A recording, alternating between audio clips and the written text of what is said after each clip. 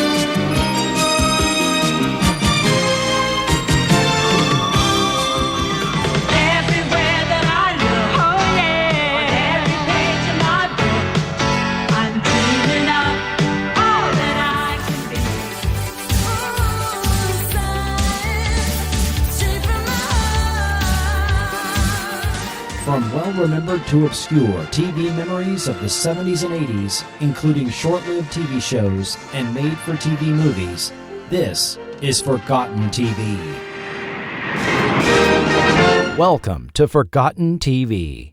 I am your host, Chris Cooling. Forgotten TV is an independent listener-supported podcast. You can support Forgotten TV through Patreon or PayPal and become a producer of the show. Or buy me a coffee using the link in the show notes. This episode of Forgotten TV was executive produced by Will Welton, Doc Pinko, Joshua Driscoll, K.L. Young, Kenny Siegel, and Tony Cook. Thanks to all for your support of Forgotten TV. The year was 1856. Quarry workers cutting limestone in Feldhofer Cave in the Neander Valley of what is now Germany made a discovery that changed our understanding of paleontology. However, at the moment of discovery, the workers paid the bones they had just uncovered no mind. The mine owner later saw the bones and collected them.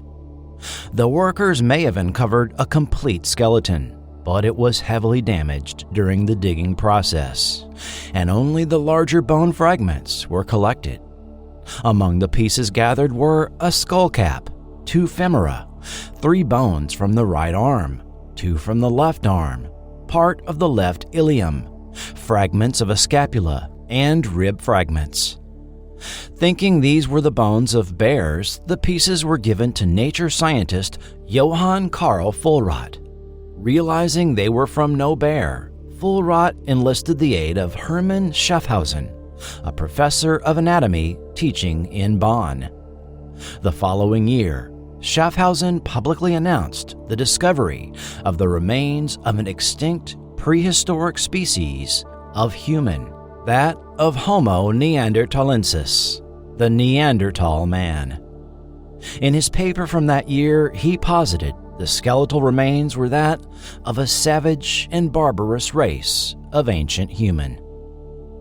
What does science now tell us about this species? Along with Denisovans, Neanderthals were a cousin of Homo sapiens, a hominid species that lived from 40,000 to as much as 400,000 years ago in a patch of Eurasia that stretched from Europe's Atlantic coast to Central Asia. Their bodies were shorter and stockier than modern humans, with broad chests and bulky torsos. Their faces featured large, high-bridged noses with a larger nasal chamber than humans, which served to warm the air. But far from being the savage and barbarous race characterized by Schaffhausen, archaeological evidence suggests they had a relatively sophisticated culture. They built shelters, made and wore clothing, and created tools not only out of stone, but from bone as well. Evidence suggests that at least some Neanderthals knew how to make rope, and we know they were using colored pigments to decorate objects, such as shells or possibly even their own bodies. They thus may be the creators of the world's oldest cave art, found in the El Castillo Cave in Spain. Bruniquel Cave in southwestern France contains evidence of their activities in the form of hundreds of intentionally broken stalagmites, arranged into two large ellipsoid structures, along with several smaller stacks. The purpose of these? Unknown. They are also believed to be the first humans to bury their dead. Whether Neanderthals were killed off or outcompeted by Homo sapiens, they did disappear from the Earth less than 40,000 years ago. However, some Neanderthals, along with Denisovans, evidently interbred with the Homo sapiens, which may explain why measurable amounts of Denisovan and Neanderthal DNA can still be found in the modern human gene pool.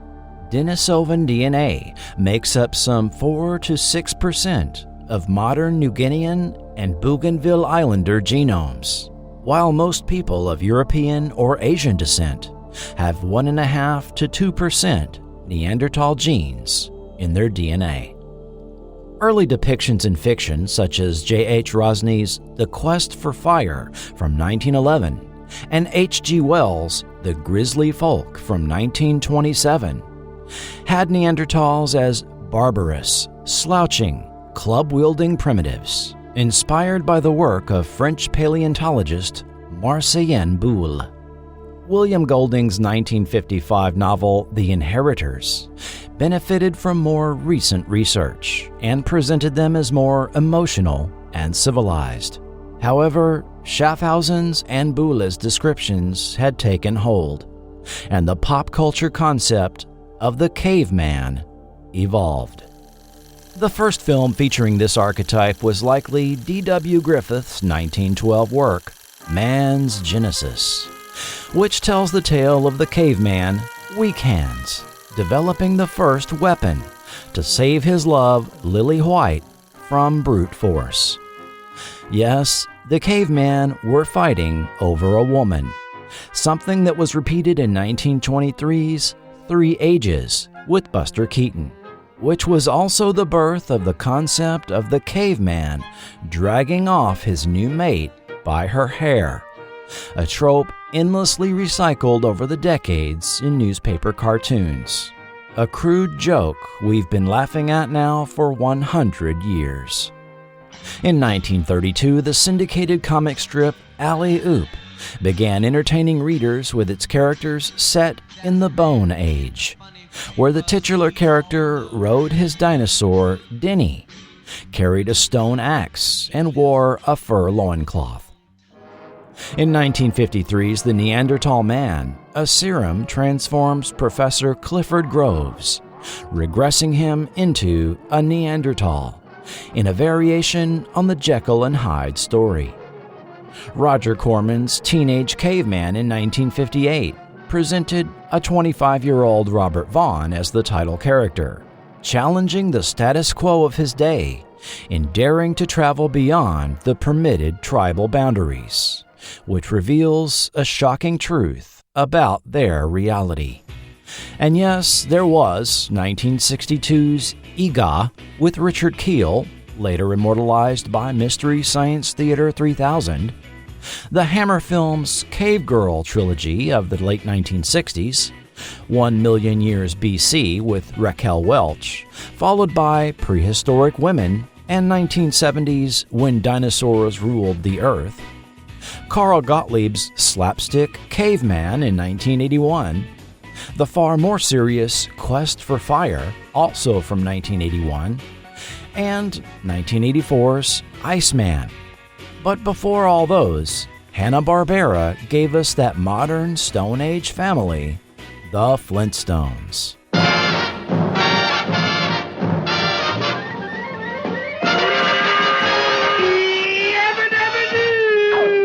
Flintstones, meet the Flintstones, they're the modern Stone Age family.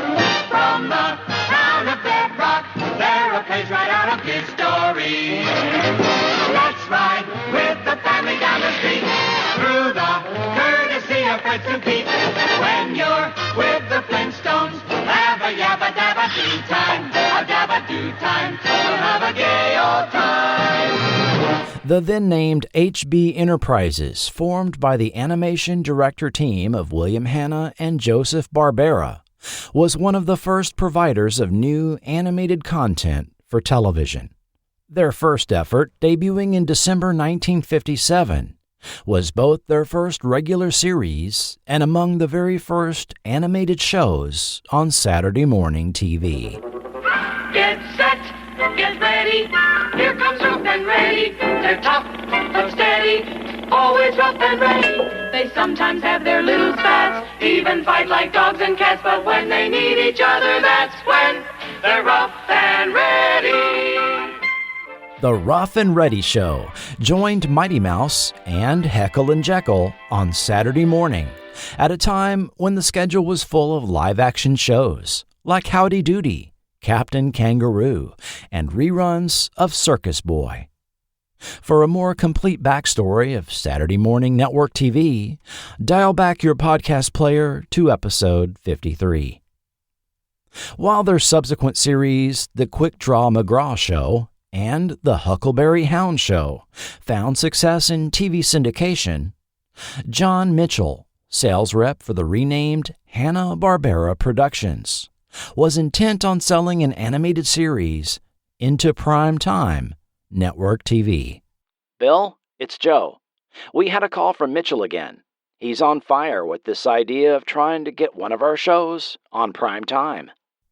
While virtually all previous cartoon characters had been of the funny animal variety, Hanna and Barbera felt the main characters would need to be people to get any new animated show into primetime TV. Early on, it was decided to imitate a family sitcom. But what would be the setting, the character angle?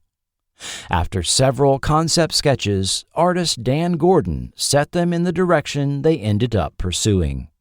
From Bill Hanna's book, A Cast of Friends.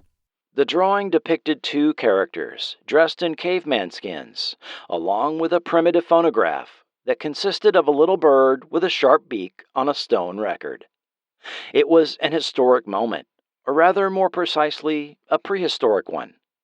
When we saw Dan's drawing, I think we all recognized the gag potential of a cartoon show that burlesqued modern conveniences as we knew them in 1960, and adapting them to the Stone Age.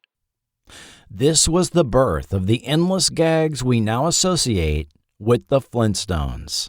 Airing at 8:30 p.m., 7:30 Central, Fridays on ABC, sandwiched between Harrigan and Son and 77 Sunset Strip, The Flintstones became the first prime-time animated series, debuting September 30th, 1960, beating The Bugs Bunny Show to air by 11 days. The series was designed to appeal to both children and adults, and even casual viewers could see it was a thinly veiled version of The Honeymooners, comically adapted to prehistoric times. The original series ran in primetime for 6 seasons, but revival series and repackaged versions of the show aired on Saturday mornings well into the late 1980s. Soon, the Jetsons, that space-age counterpart to the Flintstones, joined them in prime time, and Hanna-Barbera continued to add to their library over the 1960s with characters like Yogi Bear, Magilla Gorilla, Johnny Quest, Frankenstein Jr. and the Impossibles, Space Ghost, Birdman, the Herculoids, Shazam, and others as they rode the trends of Saturday morning network TV programming. One of these Saturday morning trends in the early 1970s was a return to live-action programs, sprinkled throughout a morning now dominated by cartoons. This trend was typified by content from Sid and Marty Krofft, such as H.R. Pufnstuf, The Bugaloos, Lidsville, Sigmund and the Sea Monsters. And by 1974, Hanna-Barbera chose to join the game by offering their first live-action series, Korg, 70,000 BC. Before we look at the episode rundown, you'll notice I will be considering these in a different order than what you typically find for the series from what are considered authoritative online sources. Korg 70,000 BC aired 16 episodes from September 7th to December 21st, 1974, then went into repeats. When IMDb first started listing TV series in 2003, the entry for Korg correctly cited 16 episodes, but had no list, and the same was also true on Wikipedia. The first time any episode list made it to the internet was in 2012, when it was added to the Hanna-Barbera fandom wiki, although I don't know where they got their incorrect episode order from. TV researcher John Kenneth Muir first started reviewing episodes in early 2015 in the correct air date order from the DVD. The specious episodes and widely distributed incorrect episode order have their origin in a list added to Wikipedia by user Mo1610 in September of 2015. Mo1610 listed 19 episodes, with 3 specious episodes inexplicably added at the end. In 2017, this fallacious episode count and episode order migrated over to IMDb. The 3 additional episodes widely listed are actually duplicates out of the existing 16, and I'll call them out as we come to them. Back in 1974, the following series description was released to newspapers. Live-action drama depicting the struggle of survival of a family in the Neanderthal era. Youngsters will share the primitive discoveries of Korg and his family of 5 as they make their way in a world where the unknown was never more than a few hundred feet away. Whether they're learning how to protect their life-giving fire, encountering strange animals who share their land, or coping with the hardships of changing seasons, Korg and his family will be a weekly source of fascination. The American Museum of Natural History and the Los Angeles County Museum of Natural History will act as resource consultants to the program, ensuring that life in the Neanderthal period is reflected as accurately as current knowledge makes possible. The DVD, released in 2012, offers this official synopsis.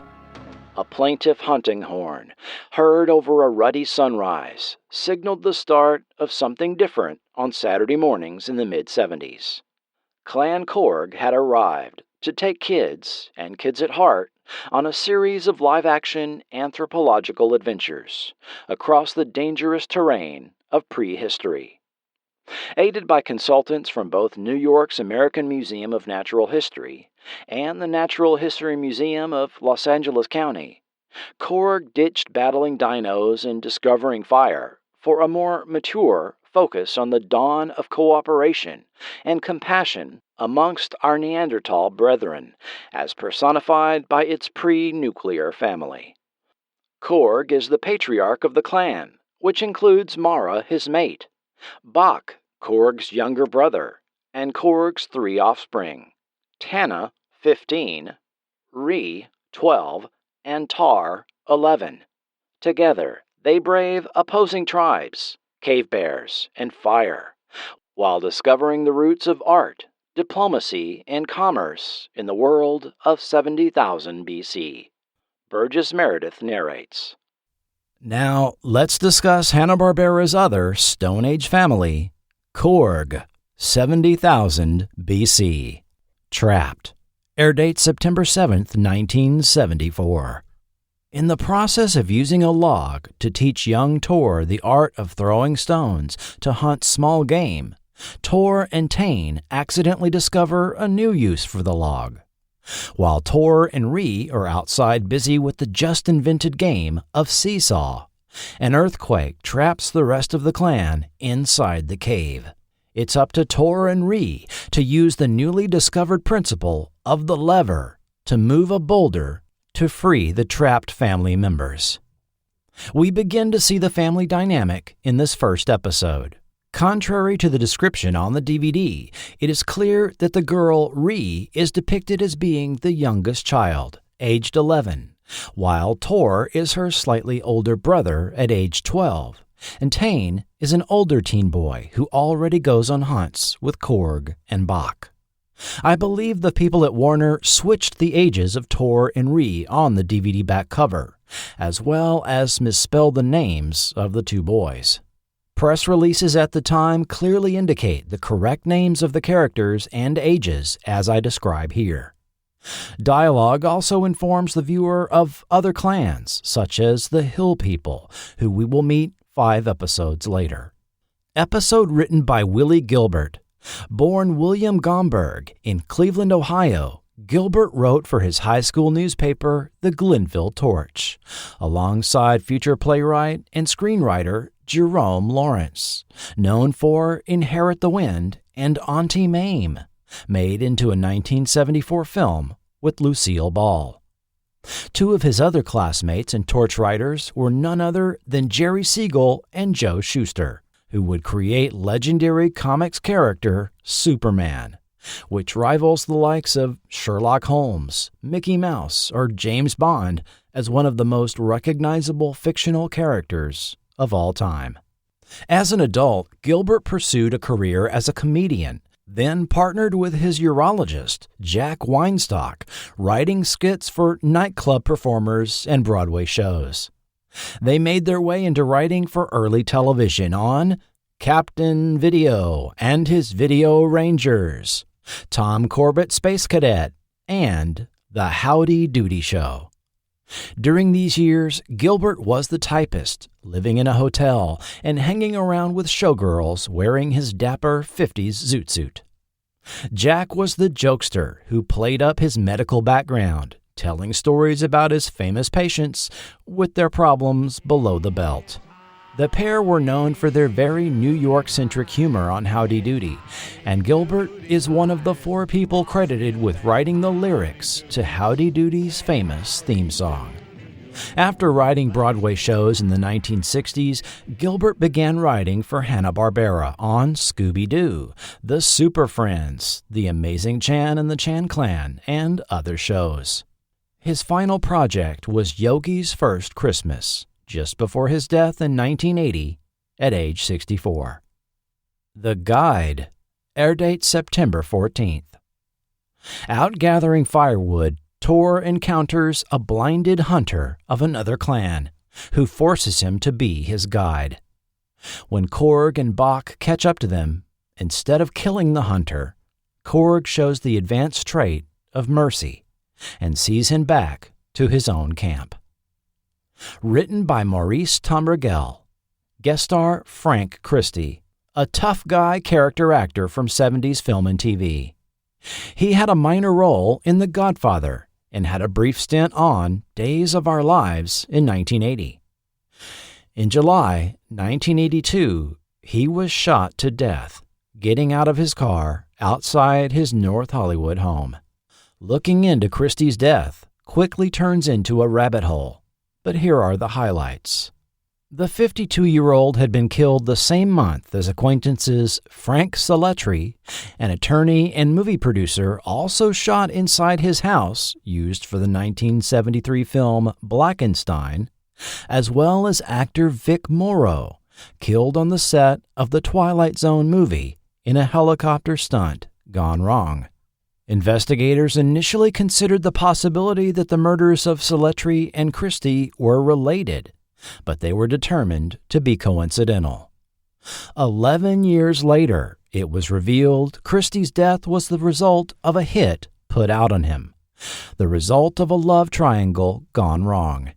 In 1993, 3 safecrackers turned hitmen were charged with the murder, as was one Norman Friedberg, who allegedly hired them after warning Christie to stay away from his girlfriend. The cases dragged on, and Friedberg got a retrial in 1995, a result of a hung jury. 2 of the 3 accused hitmen, Ronald Coe and Alan Betts, also filed for a retrial, because after their trial, key witness and admitted mafia enforcer Anthony Fiato emerged from hiding a relationship with, drumroll please, the sister of Nicole Brown Simpson. Yes, it turns out Fiato was also a key witness in the O.J. Simpson trial, and allegedly had been approached first by Freiberger to conduct the hit on Christie. Details about the relationship supposedly contradicted claims made by the prosecution during Coe and Betts' trial. I'll stop here, but the entire convoluted story was profiled on an episode of America's Most Wanted. Back to the episode. This was the first story where we spend significant time with Tor, no longer a child but not yet a man, beginning to show the capabilities of adult reasoning here. He realizes that if brought to another clan, they would be unwilling to allow him to return home. Even so, when he has a chance to escape, Tor takes pity on the strange hunter and helps him out of the river so he doesn't drown, and likely heavily influenced Korg's decision to not kill him. Here we see our first of several location visits to the L.A. County Arboretum, which I'll expand on later. Promotional photos were taken during production here with Frank Christie, Charles Morteo, Jim Malinda, and Bill Ewing, posing in front of the very distinct-looking Mayberg waterfall, which dumps 48,000 gallons of water per hour into the koi pond below, which is also quite noticeable in the episode.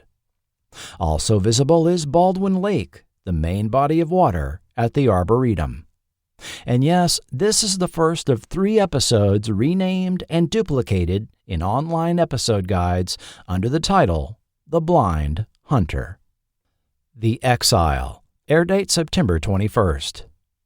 When Korg kills a woodpecker by mistake, a string of subsequent unrelated events convinces him that unseen spirits have cursed him, and he leaves in a self-imposed exile. When the clan again hears a woodpecker, this is taken as a sign, and Bach and Tain go out to find Korg.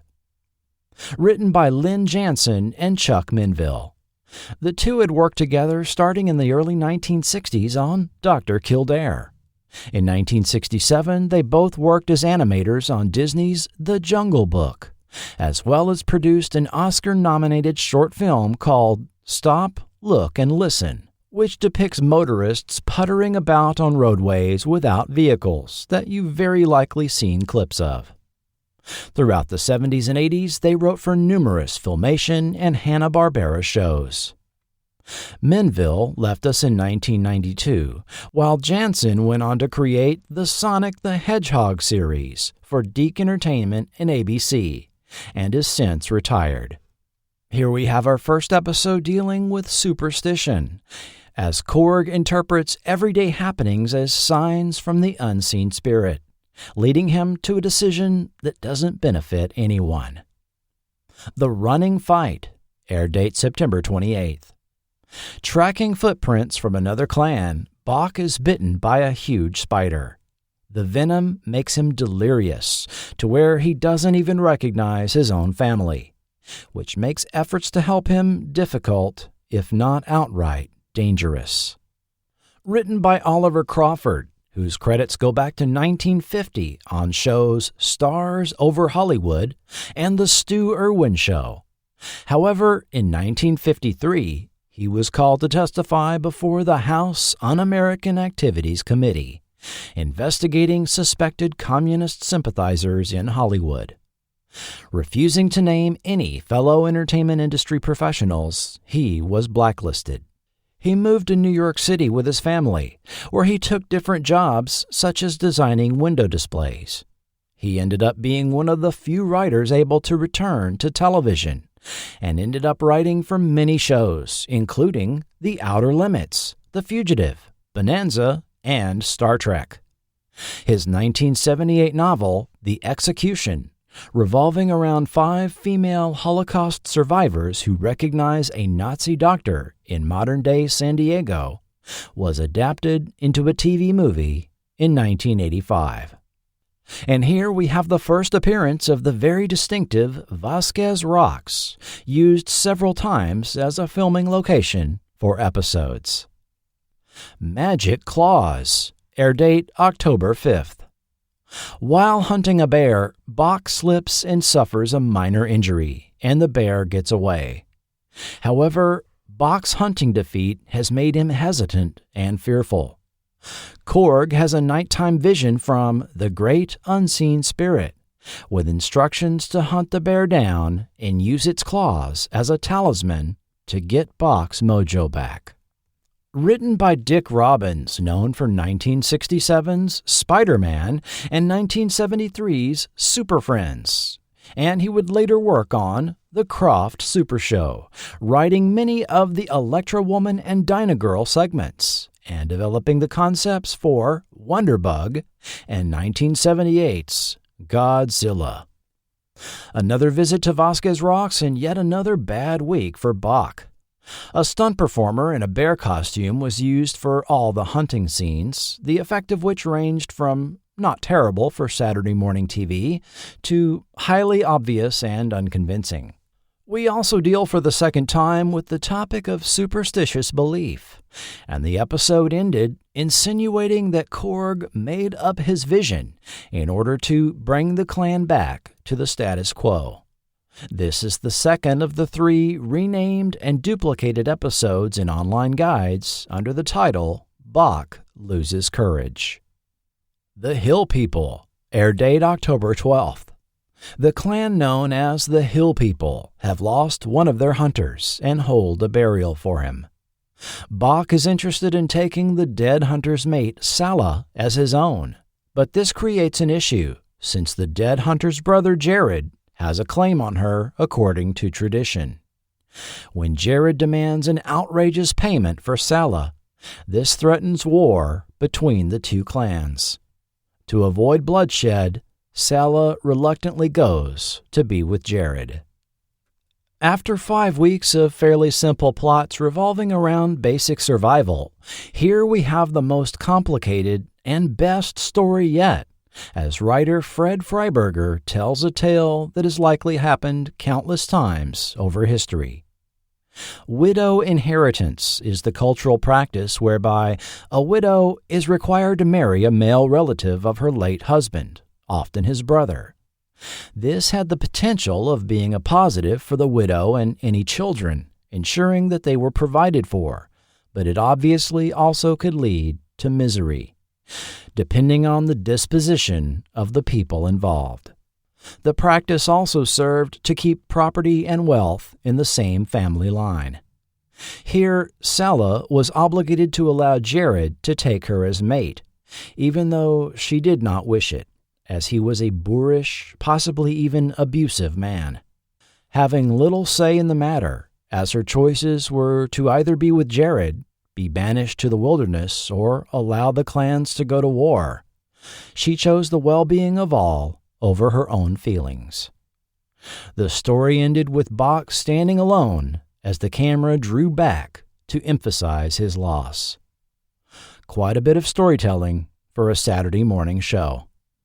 Our guest stars were character actress Eileen Dietz as Sala. She had just appeared in The Exorcist as the face of the demon possessing young Reagan. This led to a long career of appearing in horror films, and she is still quite active. Arthur Batanides was the crude Jared, although he's been in quite a long list of film and TV. You might recognize him as Lieutenant D'Amato from the Star Trek episode That Which Survives, in which Korg actress Naomi Pollock also appeared. Bob Klein was Hill People Chief Lorik, a supporting actor in TV westerns going back to 1956. The highly recognizable Franklin Canyon Reservoir was used as filming location here. Known as the most famous lake on television, the reservoir was seen on The Andy Griffith Show, The Rifleman, The Brady Bunch, Green Acres, Bonanza, Mannix, and Star Trek episode The Paradise Syndrome, which was yet another episode where Naomi Pollock also appeared. The reservoir has also been seen in numerous films over the decades. Part of a public municipal park, fishing and swimming in the lake are not permitted, and actor Charles Morteo recalls there were rangers present to make sure the actors didn't even touch the water. The Eclipse of the Sun, air date October 19th. During the evening by the campfire, Ree is bitten by a snake. To cure her fever, Tane and Tor set out in search of Kuba root and encounter an old man who tells them to look in the Valley of Voices. While there, a total solar eclipse frightens and fascinates all. Written by Ian Martin, the Scottish 1950s actor turned writer penned over 200 episodes of NBC daytime drama The Doctors, and nearly 200 of Canadian supernatural soap Strange Paradise, both in the 1960s. He also appeared on segments of Electra Woman and Dinah Girl, and wrote an episode of Land of the Lost. Guest star Bill McLean.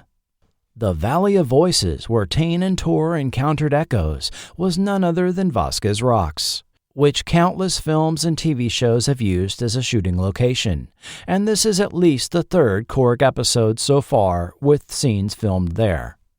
Its distinctive rock formations have likely become most prominently associated with Star Trek ever since Kirk encountered the Gorn in the 1967 episode Arena. The Moving Rock, air date October 26th. Korg and his traveling clan encounter the ocean for the first time and camp at the rocky beach. Gathering firewood, Mara's foot becomes trapped between rocks, and everyone is amazed at the rising tide as they try to free her. They also discover when their meat is brined in the salt water, it makes it much more palatable. The second episode, penned by veteran writer Maurice Tombrigel, also on writing staff for ABC's Devlin. This was toward the end of his 35-year writing career. In the 1940s, he was a contract writer for Universal, then Columbia Pictures, churning out mysteries, cliffhanger serials, and westerns. Transitioning to television, he was a regular writer for Stories of the Century, Adventures of Wild Bill Hickok, The Adventures of Jim Bowie, as well as 30 Hours of the Wonderful World of Disney. Tombrigel died in 2000 at age 86. The location used for filming this and the following episode was Abalone Cove Shoreline Park, which I was able to track down from clues provided by Charles Morteo. And this is the third of the renamed and duplicated episodes found in those specious online guides under the title The Big Water. The Beach People, air date November 2nd. With life at the ocean's edge completely new to them, the food collecting efforts of the Korgs draw the amusement of the local people secretly watching. But the rocky shores are full of danger, and the beach people come to the rescue with their prehistoric paddleboards, as first Tane, then Korg, and Bach all need saving. The Korgs then are taught how to glean food from the surf.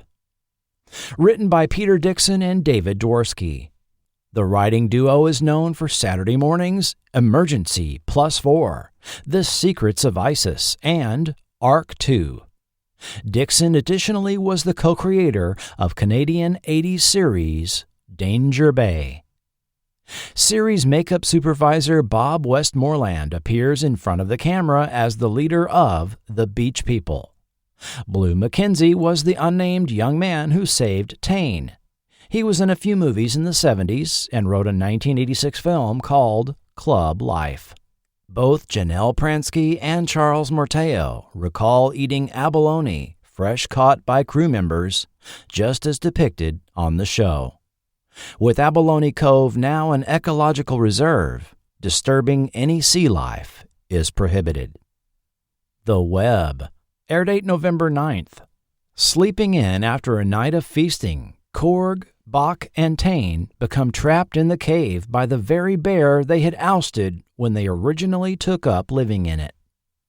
Meanwhile, Tor and Ree are having their own crisis as Mara falls down a hillside collecting berries and is injured.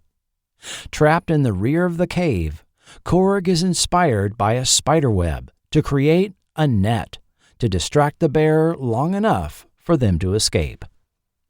Written by Willie Gilbert. With no explanation, the Korg clan are back in Bronson Canyon in their old cave, Hollywood Hills clearly visible in the background. We're also retreading ideas already done in other episodes, such as Trapped, where they were trapped in the cave, and Magic Claws with the bear hunts. Continuity issues also start to arise as Korg decides to leave the cave the bear is so attached to, but the clan is back in the same cave next week. The Picture Maker, air date November 16th. On a hunt, the men come across a mute boy passed out in a field. After recovering back at the cave, the boy uses a stick to draw pictures in the sand to tell them his name is Moon. Then the men of Moon's clan show up with the information that Moon is fearful to hunt and therefore is a liability to them. Mara encourages Moon's father to consider whether Moon can contribute to the clan in other ways, and that his picture-making may be useful in some way. The strange clan then leaves with Moon, his fate uncertain. This was the first of 2 episodes written by Bernard M. Kahn, also credited as Bernie Kahn, writer on several 1960s sitcoms, including Petticoat Junction, Bewitched, and Get Smart, before writing for Hanna-Barbera in the 1970s. He's also credited for the 1971 Disney film, The Barefoot Executive, with Michael Gutierrez as Moon, who I found no other credits for, and Robert Broyles as Moon's father. Broyles had something of a career as a working actor from the late 1960s up to the mid-90s in about 60 credited roles. The Ancient One, air date November 23rd. Out on a hunt, the men come across an aged man lying in a grave, waiting to die. Recognizing him as Lar of the Hill People, Korg takes pity on him and takes him back to the camp. Lar reveals that his advanced age makes him useless to the clan, so he went out to lay down and die. With resources scarce, the additional person to feed causes some concern and a moral dilemma. However, the old man adds value to the clan with his experience, teaching them the art of camouflage when hunting deer. Written by Bernard M. Kahn, with Pedro Regas as Lar. Regas, born in 1897, was a Greek stage actor who Mary Pickford encouraged to go to Hollywood to be in film. His credits begin in the late 1920s, and his features enabled him to play men of various ethnicities over the decades. Korg was his final screen credit at age 77, dying 3 months prior to the episode airing. A real tiger was used for a scene where the hunting party was attacked, which surprised me, and what sure looked like real animal carcasses were being carried back from hunts, even though I was assured by Bill Ewing that they were prop creations. However, we are getting very repetitive with story themes, as this was essentially the same plot as the last episode. The Story of Lumi, air date November 30th. In the middle of a drought, a girl named Lumi from a distant clan shows up in one of Korg's traps. But when her family comes looking for her, they steal water from the Korgs, which threatens to start a war between the 2 clans. However, when Lumi is trapped on a rock ledge, they put aside their issues while Korg effectively invents a ladder to save her. This was the 3rd and final episode written by Willie Gilbert. Guest star Susan Richardson as Lumi in her first TV credit. 2.5 years later, she would be cast as Susan Bradford on 8 is Enough. Victor Argo was Lumi's father, a longtime character actor with over 100 credits, known for often playing menacing Italian New Yorkers, and was often used by Martin Scorsese in films such as Mean Streets, Taxi Driver, After Hours, and New York Stories. He played the Apostle Peter in 1988's The Last Temptation of Christ. Vasquez Rocks is once again used as a filming location, shot from different angles this time, and the actors climb all over one of the rock formations. Tor's First Hunt. Air date December 7th. Korg determines that Tor is now old enough to hunt with the men of the family, and he goes through ceremonial face painting and is given his first spear. During the hunt, they split into two parties, but Korg and Tane, with their kill of a buck deer, are being tracked by a lion. Trapped in a valley, Tane uses a reflective rock to signal the others to come help. Written by Henry Sharp, known for writing The Real McCoys, The Donna Reed Show, The Addams Family, and The Wild Wild West. In the 70s, he started writing for Hanna-Barbera on The Amazing Chan and the Chan Clan, Super Friends, and Valley of the Dinosaurs. He lived to be 106 years old, dying in 2019. The River. Air date December 14th. In the wake of a wildfire and drought, the Korg clan can only find a few root plants for food. However, Bach has scouted out a place across a large river where it is green and there is game to be hunted. The clan sets out for this new place, but the deep river presents a challenge, as none of them have learned to swim. Observing a bird on a floating log, Korg gets the idea to use a log to cross, but the hunters cannot balance on a single log. Later, he ties multiple logs together with vines to make a raft large enough for all to cross the river. However, to cross together, Mara must overcome her great fear of water. Written by Fred Freiberger, although all the characters have a superstitious interpretation of the world they inhabit, only Mara is depicted as being fearful of the water. In the episodes where the clan was at the ocean, she claimed the water was a living thing and would not play in the surf as did the others.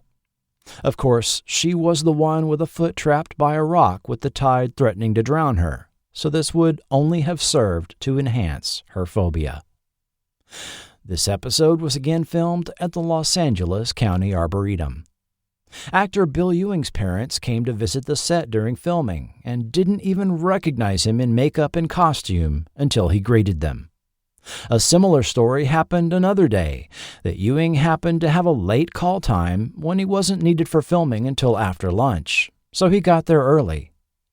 Out of makeup, he said hello to special effects man Bill Ballas, who seemed to ignore him. Later that day, after Ewing was in makeup, Ballas greeted him enthusiastically. It turned out Ballas had never seen him out of makeup before and didn't recognize the actor. Ree and the Wolf. Air date December 21st. Collecting firewood, Ree finds an injured wolf and secretly begins caring for it, developing a bond with the animal. After time passes and the wolf is discovered, Tane is told to kill it, but he intentionally misses. Later, when hunters from another clan intrude on Korg's territory, the wolf defends the Korg family. Korg decides the wolf deserves to live and should be taken out into the forest tomorrow, giving Ree a final day with her friend. Written by Miles Wilder, who served as a creative consultant for the series. Miles was the son of director W. Lee Wilder and the older brother of noted director Billy Wilder. Miles had written for television since the early 1950s and worked on many well-known series over his career, such as Wagon Train, Gomer Pyle, Get Smart, and The Brady Bunch, before beginning to work for Hanna-Barbera in the 1970s. He later was a staff writer on The Dukes of Hazzard, which was his last credited work. He died in 2010 at age 77. Guest Peter Dunn was one of the invading hunters. Although IMDb has him listed as a separate person, I believe this to be actor and stuntman Pete Dunn, known for 1950s film and TV, and for playing creatures in Invaders from Mars from 1953 and 1959's The Monster of Piedras Blancas. Given the episode plot, I looked up information on dog domestication. Modern domestic dogs are a subspecies of the gray wolf, and over 400 distinct breeds are currently known, according to Britannica. Just when dogs were first domesticated seems to be a matter of debate, and there may have been two different domestication events, with the lineage of domestic dogs from the European continent not surviving to contribute to current breeds. A study from 2017 timed European dog domestication in the range of 20 to 40,000 years ago. Genomic analysis of different sets of dog remains suggests dogs were also domesticated in Asia some 14,000 years ago. Exactly how this was first done is not known, but one theory is that humans captured wolf pups and kept them as pets. However, the so-called survival of the friendliest hypothesis suggests that wolves largely domesticated themselves among hunter-gatherer people.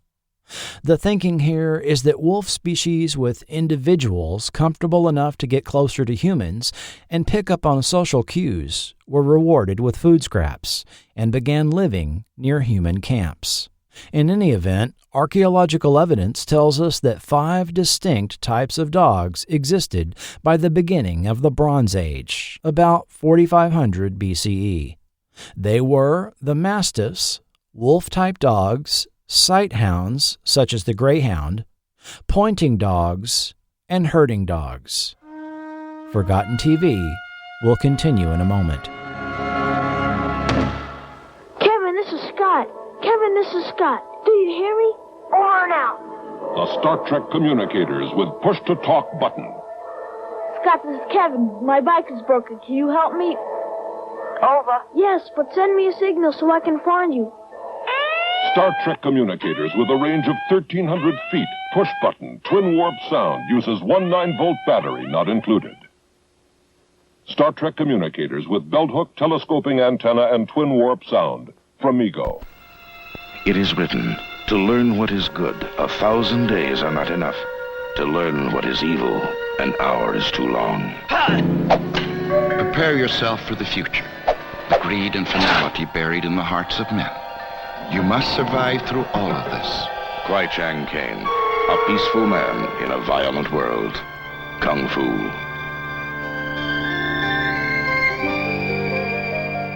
Behind the scenes.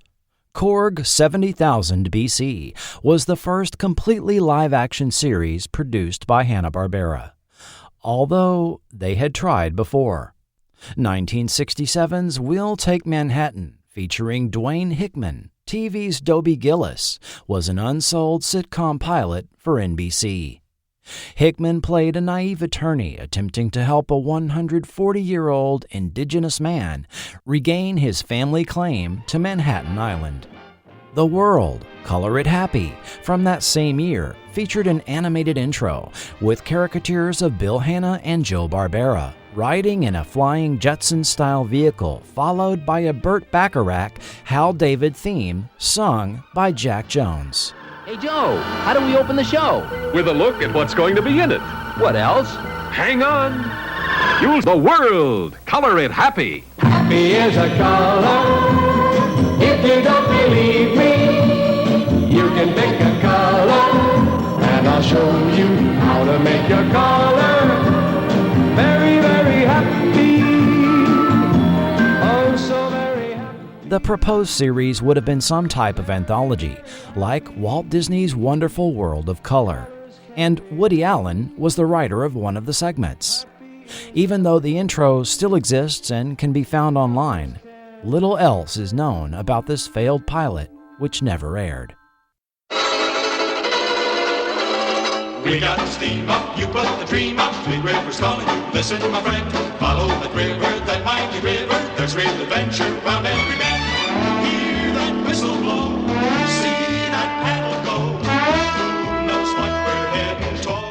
1968's The New Adventures of Huckleberry Finn featured 3 young actors portraying the classic Mark Twain characters in live action, filmed against a blue screen, interacting with an animated background. Huck, Tom, and Becky found themselves in one animated world after another, being chased by different incarnations of Injun Joe. The show lasted for a single 20-episode season on NBC. The live-action Korg would air during a season where Hanna-Barbera was producing 6 additional animated series for Saturday morning. For ABC, these were Hong Kong Phooey, Devlin, and These Are the Days. For CBS, Partridge Family 2200 AD, and Valley of the Dinosaurs. And for NBC, Wheelie and the Chopper Bunch. ABC's Saturday morning shows were promoted as part of what they called Funshine Saturday. What you see on ABC Saturday mornings, you'll be talking about all weekend. You'll be talking about Hong Kong Phooey, a canine crusader who changes from janitor to crime fighter at the close of a drawer. About the new adventures of Gilligan and his shipwrecked friends. About Devlin, 3 kids out on their own together as a motorcycle stunt team. About Korg, 70,000 BC, a family struggling to survive in prehistoric times. And These Are the Days, about a turn-of-the-century family in rural America. 5 bright new shows, part of Funshine Saturday each week. Also this season, 14 after-school specials, continuing in the tradition of the Emmy-winning Rookie of the Year. ABC's new fall 1974 Saturday morning shows had been announced back at the end of March. Revealing their plans for children's TV programming, 5 new shows were announced. 4 of the Saturday shows will be animated cartoons. They are The New Adventures of Gilligan, derived from characters in Gilligan's Island. Devlin, an adventure series about 3 orphaned youngsters. These Are the Days, stories of a rural family in the early 1900s. And Kung Phooey, a comedy about a meek janitor in a police station. The other new show is Krog, 70,000 BC, a live-action drama about the Krog family in the Neanderthal era. Did they say Krog? I initially thought it was possible the New York Daily News transposed the letters, misspelling Korg. But also note the title of Kung Phooey, which became Hong Kong Phooey by air date. I couldn't find details on that retitling, but my guess is that the title was just too close to Kung Fu, also airing on ABC at the time. Even though it had been renamed by June, the show continued to be referred to as Kung Phooey in some press articles throughout the summer, and even in actual TV listings that fall. 1 week after Krog was first mentioned in the press, ABC President Walter Schwartz included it in his lengthy statement to a congressional subcommittee hearing being held on violence on television. We have just announced some of our plans for 1974-75 in the children's programming area. And once again, we are increasing the number of quality presentations which minimize elements of physical jeopardy. 5 new series are slated to make their debut in our weekend schedule this September. They include Krog 70,000 BC, a drama depicting a family struggling for survival in the Neanderthal era. Consultants to this series will be the American Museum of Natural History and the Los Angeles County Museum of Natural History. Schwartz went on to describe the other new series and how they added to ABC's commitment on reducing TV violence and highlighting positive social values, something the other 2 networks also committed to.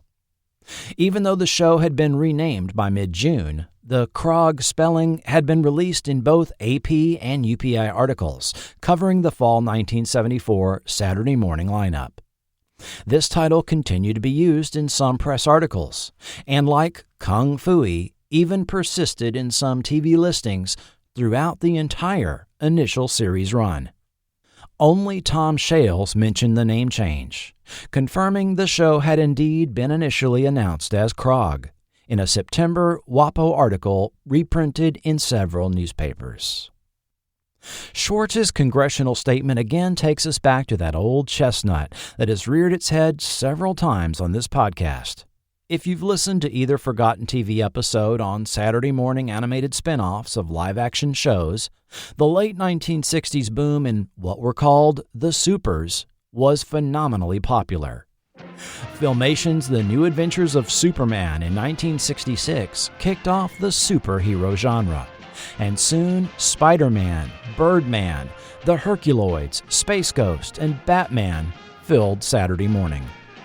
However, the loud complaints of groups like Action for Children's Television and the PTA over the concerns of the violence contained on these types of shows triggered the network to kick the Supers off Saturday morning in response. By 1974, even though the TV networks had bent over backwards to virtually eliminate violence and shifted to mild fare with a focus heavy on comedy, music, and mystery, even neutering the Super Friends, see Forgotten TV episode 53, Saturday morning TV was still coming under fire from the critics now calling the lineups everything from inane and banal to overstimulating. In the aforementioned congressional hearing, a Dr. George Gerbner even claimed that television violence had overall increased in the 2 years since the last subcommittee hearing on the matter. And this was anecdotally confirmed by scores of letters from Mr. and Mrs. America, taking the further step of blaming murders and other violent acts committed by juveniles on violence they had witnessed on TV. In response, all 3 TV networks went over the Saturday morning schedules with a fine-tooth comb, making sure the kiddies wouldn't see one character punch or shoot another, which meant even Hong Kong Phooey would be spending more time lecturing them on buckling their seatbelt or riding a bike helmet than having kung fu fights with criminals. Likewise, it was determined that everyone from Archie on the U.S. of Archie to Rick Marshall on Land of the Lost would impart pro-social messaging during programs. Another promise was that network bumpers would now clearly identify the transition to commercials and back to the regular program. Many of these network bumpers are ingrained in the Gen X collective consciousness. And now, these messages.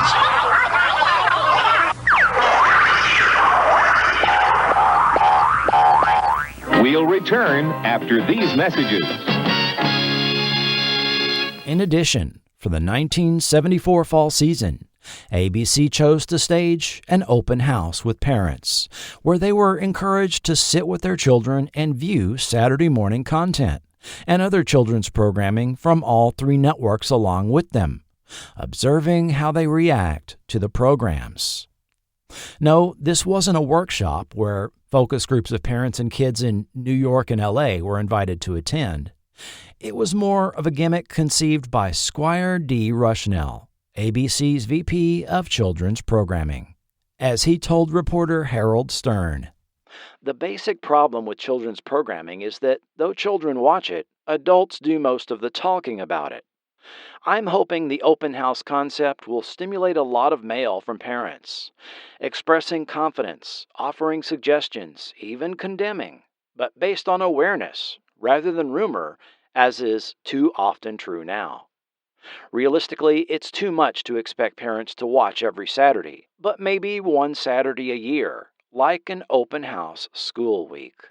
Promotional booklets with questionnaires were distributed by ABC, along with the booklet Watching Television with Your Children, written by child psychologist author Ida LaShan. The Open House Week for Children's Television was held October 19th through 26th, 1974.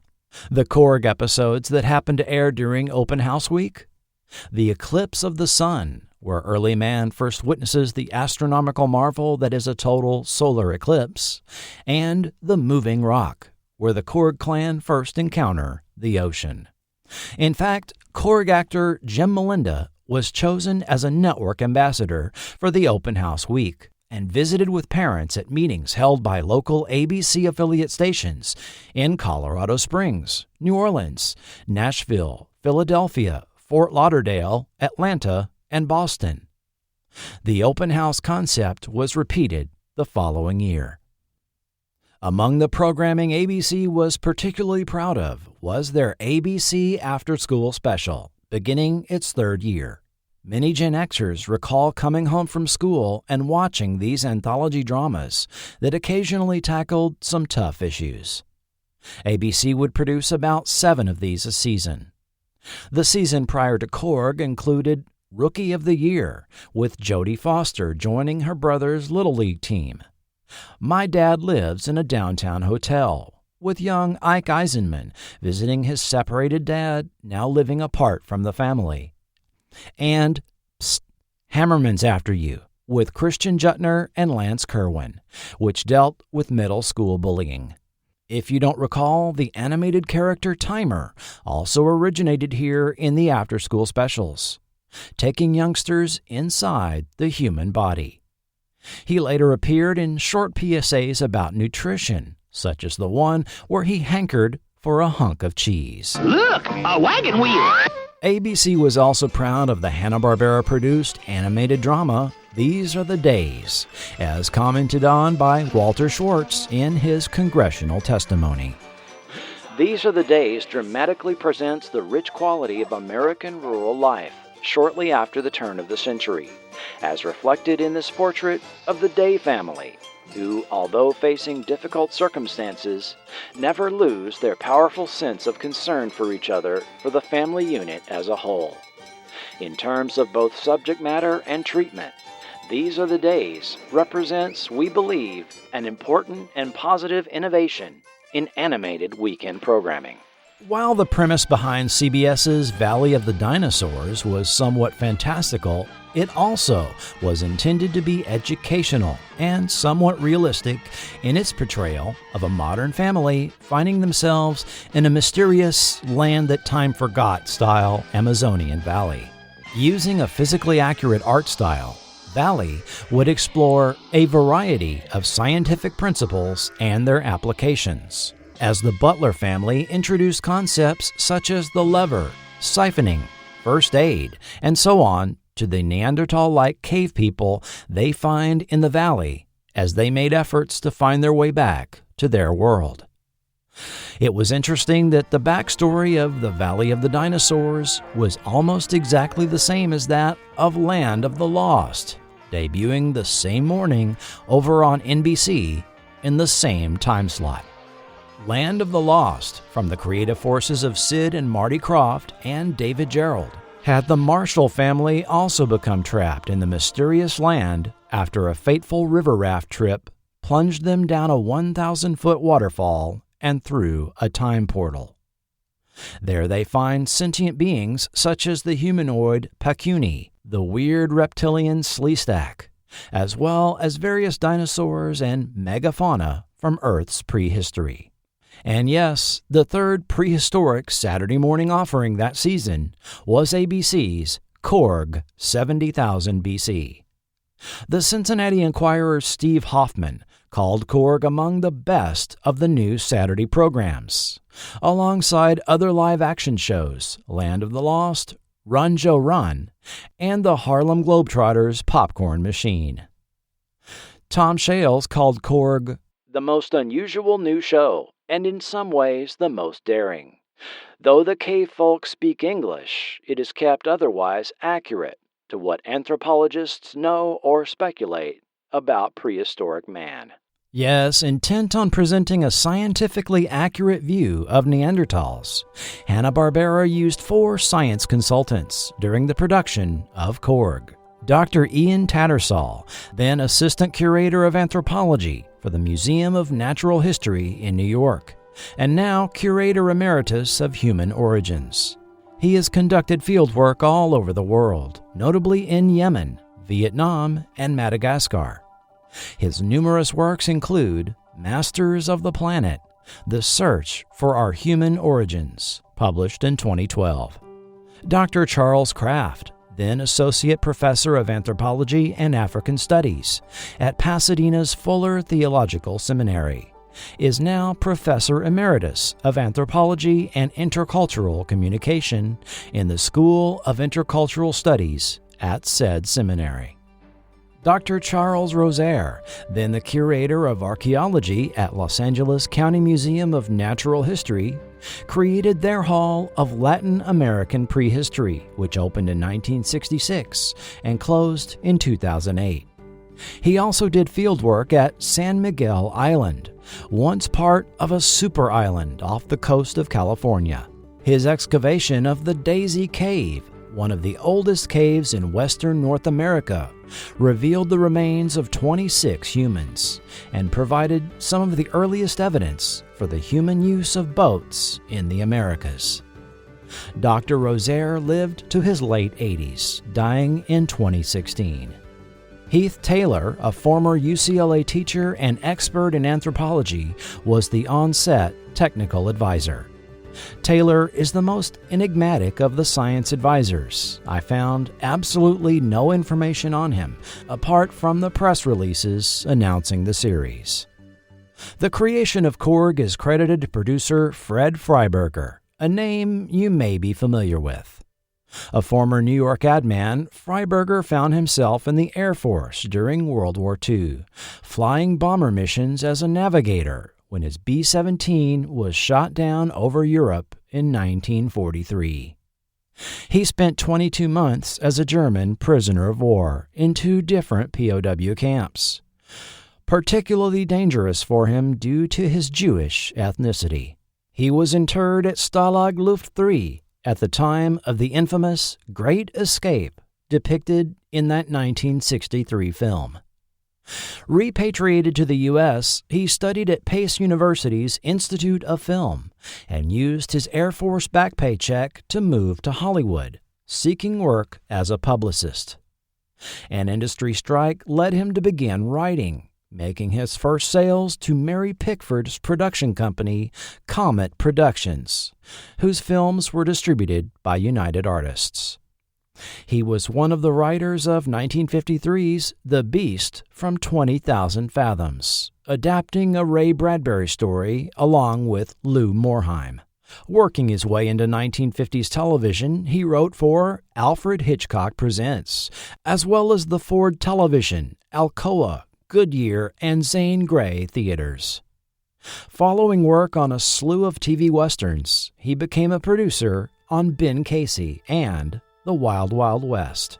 Freiberger was then offered a producer role on the first season of Star Trek, which he turned down to take a planned vacation, instead working on ABC Western Iron Horse upon his return. He was then brought on to the 3rd and final season of Star Trek, replacing Gene Kuhn and John Meredith Lucas, who had both served as producers for the 2nd season. Freiberger inherited what was essentially an impossible position with Trek's 3rd season. After the infamous letter-writing campaign orchestrated behind the scenes by creator Gene Roddenberry, NBC renewed the show for a 3rd season, but moved it to a highly undesirable late Friday night time slot, immediately losing 29 affiliate stations who aired their own content during this hour. A frustrated Roddenberry thus stepped back from the day-to-day operations of his own creation to work on other projects, leaving this in Freiberger's hands. A budget cut, made worse by the increased salaries of the principal cast members and the departure of much of the original writing staff, resulted in what most fans consider to be a lackluster 3rd season compared to the first 2. Creating something of a reputation for Freiberger that followed him around for decades. As quoted in the 1996 book Inside Star Trek, he remarked, "My ordeal in a German prison camp only lasted 2 years. My travail with Star Trek has spanned 25 years and still counting." Following Star Trek, Freiberger began to write for Hanna-Barbera on the new Scooby-Doo movies, Josie and the Pussycats in Outer Space, and Super Friends. Unfortunately, I can find no information on the inception and early development of the Korg series, and I've never seen Freiberger mention it in any interviews. Freiberger's post-Korg projects include Space 1999, The $6 Million Man, Beyond Westworld, Big Seamus, Little Seamus, Cagney and Lacey, and Superboy. The day-to-day show-running producer on Korg was Richard O'Connor, who had previously worked as a producer on a handful of TV movies, including Evel Knievel with Sam Elliott. Following Korg, O'Connor was brought on to produce the second season of NBC's Run, Joe, Run, also airing on Saturday mornings. Notable television works for the 1980s include Sidney Sheldon's Rage of Angels, Fatal Vision, and epic ABC miniseries America. Film productions include The Muppet Movie, Raise the Titanic, The Legend of the Lone Ranger, and On Golden Pond. On Friday, September 6, 1974, ABC previewed their Saturday morning lineup right before The $6 Million Man, with their Funshine Saturday sneak peek, appropriately hosted by Steve Austin himself. Hey, do you know what's in here? Sure, a lot of terrible stuff that kids will only enjoy. Now, wait a minute. Do you know anything about prehistoric man? Ask me anything. All right. Do you know how they hunted? Or the dangers they faced? Well, now let me think. Funshine, show him a scene from 70,000 BC. Show him a scene from Korg. From what? Korg. K-O-R-G. Right. R-I-G-H-T. Korg 70,000 BC is an ABC Saturday morning series about a Neanderthal family and its struggle for survival against the tremendous odds of natural catastrophes, wild animals, and hostile cavemen. Their only weapons, primitive spears and throwing stones, and their love for each other. The Korg family triumphs over raging rivers, earthquakes, and rampaging humans. In 70,000 BC, the Korg family had to be ever on the alert, for they were as often the hunted as the hunters. Korg 70,000 BC is an action-adventure series based on fact and theory about man's mysterious and heroic beginnings. Watch Korg 70,000 BC every Saturday morning on ABC. The following morning, Korg 70,000 BC premiered at 10:30, 9:30 Central against two other live-action offerings, Shazam on CBS and Sigmund and the Sea Monsters on NBC. The following year, ABC reran Korg on Sunday mornings, starting in February through the end of the summer. Let's take a closer look at our cast members. Jim Malinda was 38 when cast as Korg in the early summer of 1974. Born in New Orleans in 1936, Malinda played right end on the football team at Jefferson High, then went on to attend Tulare University. Prior to his acting career being established, he worked as an airline ticket agent and a firefighter in his hometown of New Orleans. Interested in the performing arts from an early age, he hung around the sets of productions being locally filmed, which included syndicated series NOPD. This is the official emblem of the New Orleans Police Department. You are about to witness a true story of a crime from the official files of the NOPD. The names of all persons actually involved have been changed. Information on this nearly forgotten Dragnet-style half-hour series is very sparse, but it is thought to have been produced from 1955 to 1957 and to have run for about 40 episodes. Although he later would relate this was his first experience on television, there remains no information on how many episodes he may have appeared on. In the mid-1960s, Malinda made his way to Hollywood to pursue an acting career. Before I get into more of his acting credits, a neat little side story. By 1969, Malinda had met and struck up a good friendship with Three Stooges actor Larry Fine, after Melinda's ex-girlfriend began dating Fine. The night they first met, the three of them sat and watched Neil Armstrong set foot on the moon on television. Following Larry Fine's stroke in 1970, Malinda visited him daily and helped move him into the detached garage apartment of Fine's daughter, and would take him to whatever movie was playing at theaters on Hollywood Boulevard. Malinda, being a struggling actor going on constant auditions, likely raised the eyebrows of Fine's family, as he told the writers of the 2006 book, One Fine Stooge. I spent a lot of time with him before and after the stroke. We were friends. I think some of his grandkids were suspicious that I wanted something more out of him, but I didn't want anything from Larry. We were friends, nothing more. His daughter Phyllis and sister Lila trusted me, and that was that. Malinda remained friends with Larry Fine until his death in 1975. Malinda's early TV credits that are easily referenced begin in 1968 on episodes of It Takes a Thief and Ironside. In addition to a few more episodic TV roles, he appeared in a couple of obscure films. 1972's R-rated hitchhiking exploitation film Dead End Dolls, played at drive-ins in southern states, mainly in Texas and North Carolina. The film had very limited distribution and disappeared after 1978, never being shown on television or released on any home video. Last word was, the 16mm master print was sitting in the garage of a grandson of director William De Diego.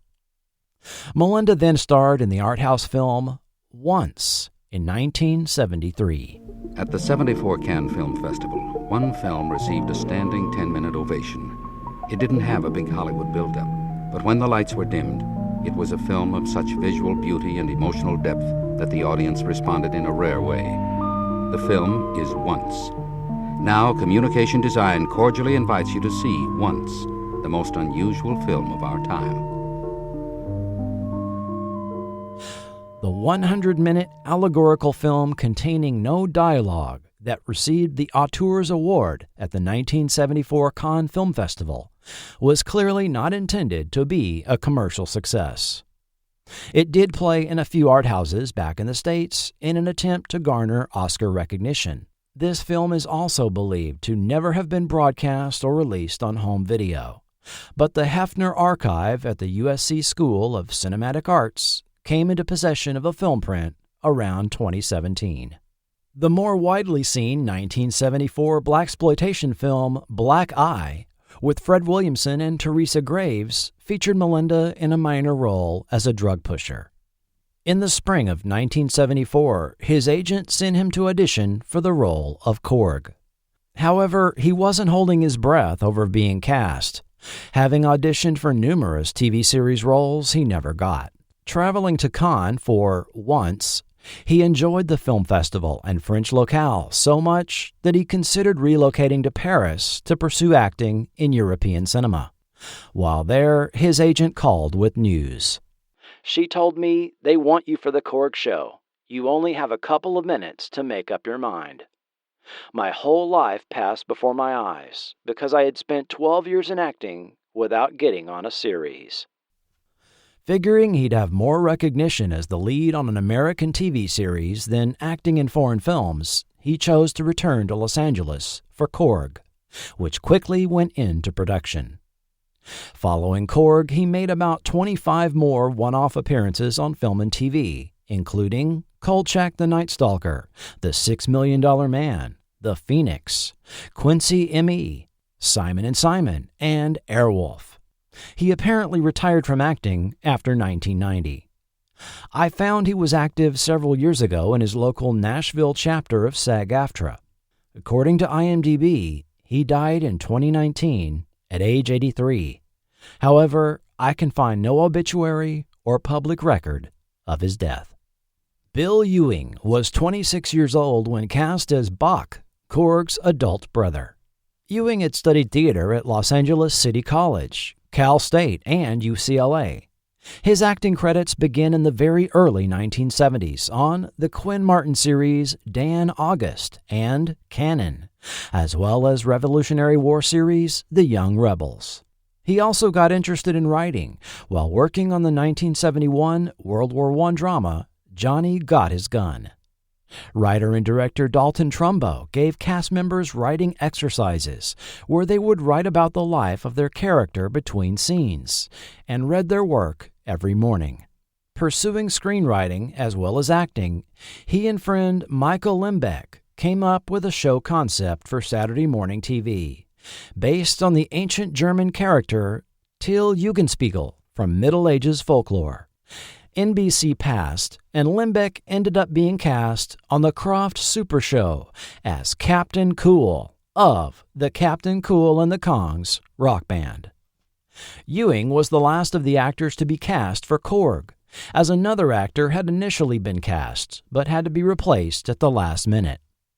After Korg, Ewing continued to act in one-off series roles, but also worked behind the scenes, such as on the production team for 1976's King Kong. On the set of King Kong, he became friends with construction coordinator Gary Martin. He continued to pursue screenwriting, and in 1982, along with J.S. Cardone, wrote horror film The Slayer, which had the distinction of being one of the video nasties banned in the UK. In 1986, his friend Gary Martin, who had now become a production head at Columbia Pictures, hired him as a production consultant, and Ewing was promoted to the head of the department the following year. His career path at Columbia led to the office of Senior Vice President after the Sony acquisition. During his time there, he oversaw production of over 100 films over the 1990s, from A League of Their Own and Groundhog Day, all the way to late 90s hits Air Force One and Men in Black, and ending with 2002's Spider-Man, the last film he oversaw. After his 15 years at Sony Columbia, Ewing, a lifelong Christian, left the studio to found Every Tribe Entertainment, with a goal to bring the message of the Bible to life across various media, including film, television, video, and print. One film he co-wrote that you may recognize was 2005's End of the Spear, based on a 1956 trip undertaken by missionaries to evangelize to the Waodani people of eastern Ecuador. Other films produced include 2002's Beyond the Gates of Splendor and Christmas Child in 2004, which Ewing directed. Naomi Pollock, who played Mara, Korg's mate, was 43 during filming of the series. Her television credits prior to Korg include 2 third-season episodes of Star Trek, first playing an unnamed character among the people of the planet Amerind, which were found to be human descendants of North American indigenous peoples in The Paradise Syndrome. Then as Lieutenant Rada, who took over the helm from Lieutenant Sulu in That Which Survives.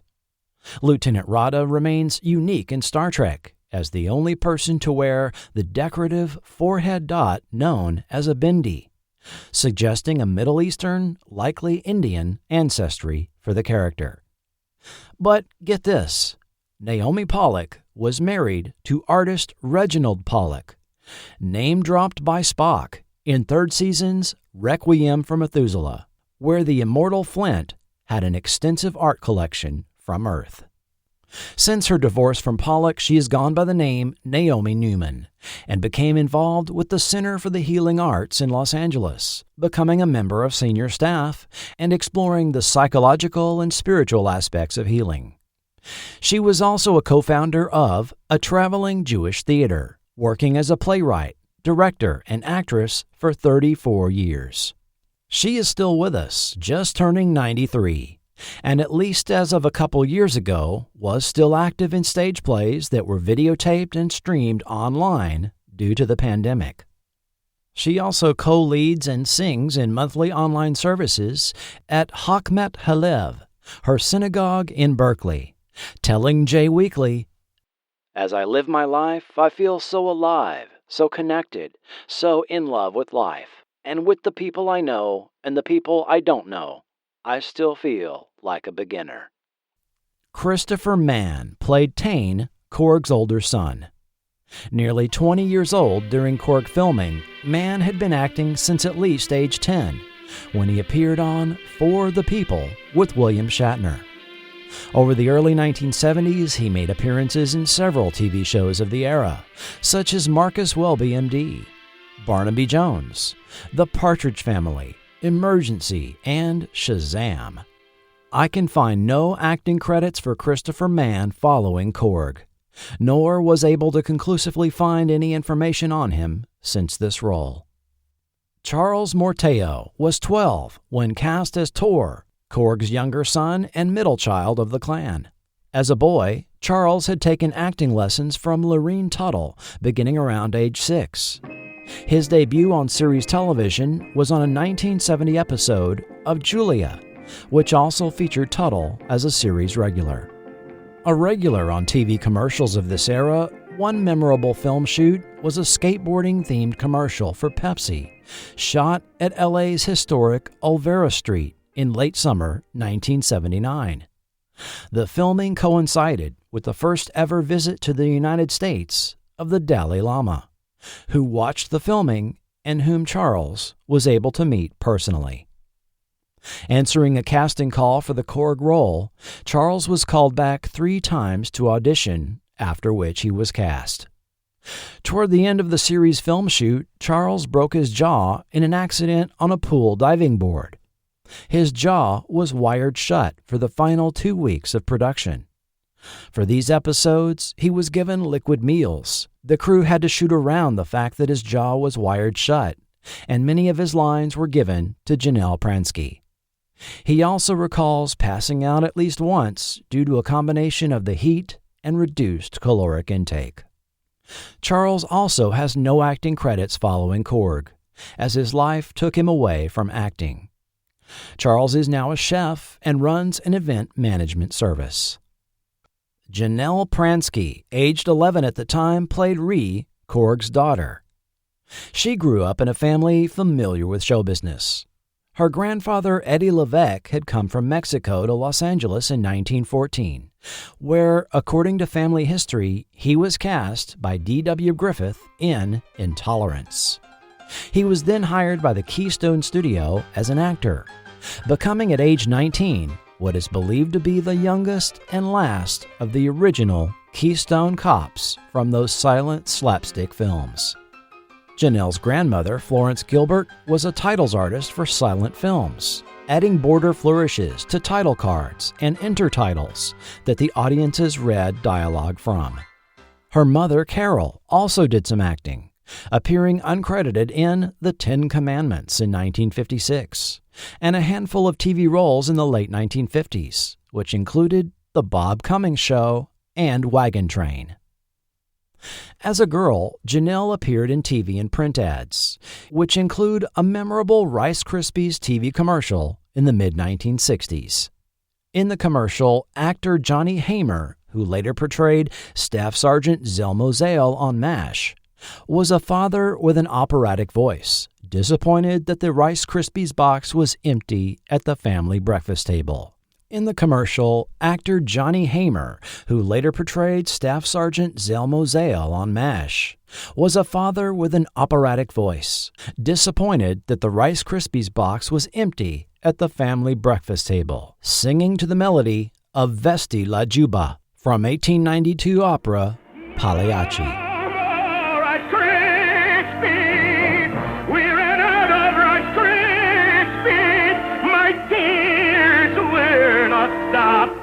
Until I hear snap, crackle, pop. Janelle was the youngest of 4 children at the table, none of whom spoke any lines. At the end, the mother-in-law arrives with a large bag of Rice Krispies boxes, saving the day. The commercial was part of an ad campaign called Great Moments at Breakfast, and 3 different opera-based ads were produced. The campaign was the brainchild of legendary ad man Leo Burnett, and in 1997 made Entertainment Weekly's list of the top 50 commercials of all time, placing 10th. It was officially enshrined in pop culture, however, on a 2005 episode of The Simpsons, which not only had Sideshow Bob singing Vesti la Juba, but also Krusty the Clown offering the Rice Krispies version. No more Rice Krispies. We are out of Rice Krispies.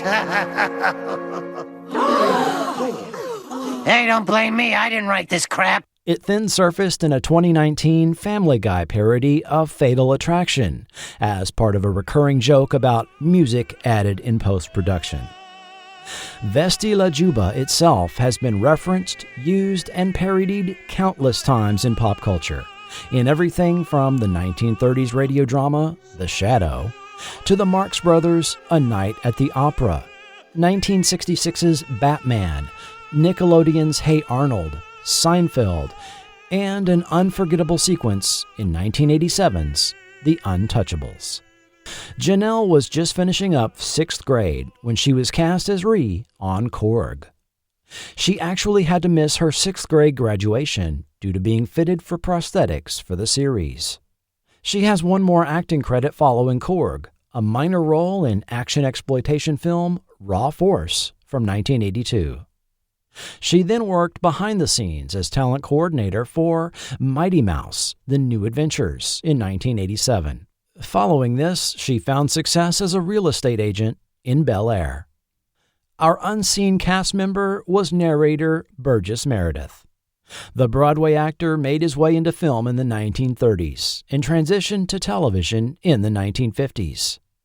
Meredith is well known for his 4 appearances on The Twilight Zone, for his portrayal of the Penguin on the late 1960s Batman series, and as probe leader VCR Cameron on the 1972 NBC series Search. However, he had become regularly used as a narrator in film and TV, and was chosen to perform this function on Korg. Meredith would conclude episodes with this voiceover. Neanderthal man left no written records of his history. Just some bones, tools, and burial mounds. This story is based upon assumptions and theories drawn from those artifacts. The year after Korg went off the air, he made his iconic appearance as boxing coach Mickey on 1976's Rocky, reprising the role for 3 sequels. Later, we heard him narrate 1983's Twilight Zone the movie, which served as a nod to his classic Twilight Zone roles. Under makeup supervisor Bob Westmoreland, the actor spent anywhere from an hour for the youngest cast members up to 2.5 hours in the makeup chair, having facial appliances and false teeth put on to achieve the Neanderthal look. 4:30 a.m. start times were thus common for the adult actors, for a crew call time of 7 a.m. for filming. Westmoreland also worked on Alice Doesn't Live Here Anymore from 1974, the 1977 TV miniseries How the West Was Won, Close Encounters of the Third Kind, Invasion of the Body Snatchers, all 7 seasons of Hill Street Blues, and forgotten TV favorite, The Popcorn Kid. He was seen once on Korg as the clan leader of the Beach People. Westmoreland sadly left us in 2009 at age 74. All episodes of Korg were helmed by one of 2 directors.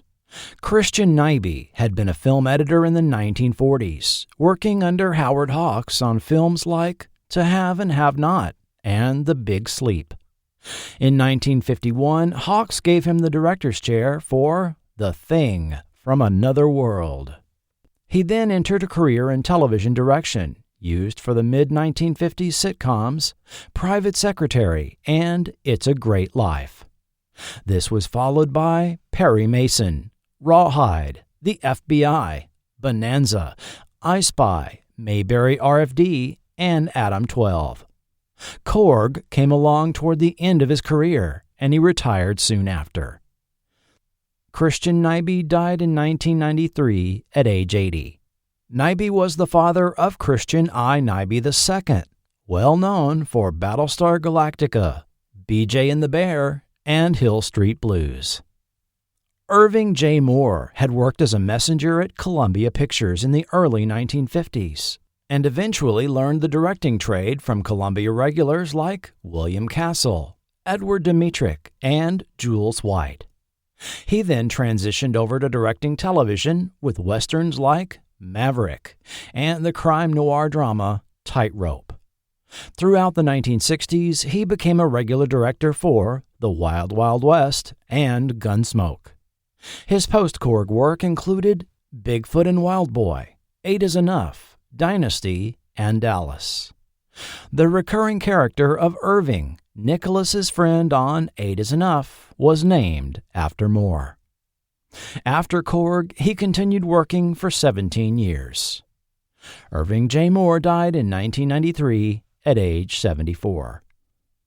Series cinematographer Jeb Golson specialized in underwater and action photography and had worked on Ivan Tor's Flipper and his lesser-known undersea adventure series Primus. Soon after filming wrapped on Korg, Golson, along with filmmaker Larry Sands, were out on a helicopter filming a TV commercial near the site of the new Malones Dam. On its return from the location, the Bell Ranger helicopter suffered a malfunction of the tail rotor when a coupling failed, causing it to spin and crash just north of the Stanislaus River near Ripon, California. Sands died in the crash, while Golson was pulled from the wreckage by one Stephen Miller, later awarded for his heroism.